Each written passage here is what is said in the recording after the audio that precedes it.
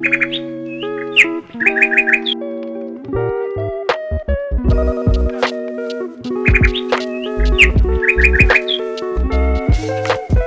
Everyone, আজকে অনেকদিন পর আরেকটা ব্লগ নিয়ে এই চ্যানেলে চলে এলাম।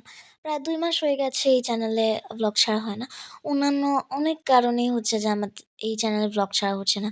ফাইনাল এক্সাম এছাড়াও অন্যান্য অনেক কারণে।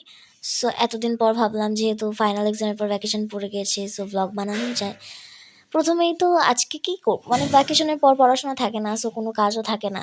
প্রথমে আমি ব্যালকনি দেখালাম, তারপর ব্যাগ দেখালাম তোমাদেরকে, অ্যান্ড দেন আমার মা আমাকে দুপুরে লাঞ্চ দিচ্ছিল গরম ভাত ডাল দিয়ে। শীতকাল খেতে এত মজা লাগে কি যে বলবো।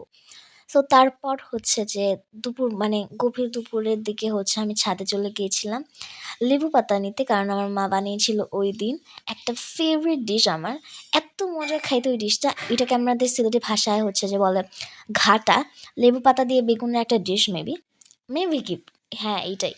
সো তারপর হচ্ছে যে একটা লেবু গাছের গুতা খাওয়ার পর আমি দেখাচ্ছিলাম আমাদের গাছে কত সুন্দর ফুল ফুটছে, যেমন গাঁদা গোলাপ।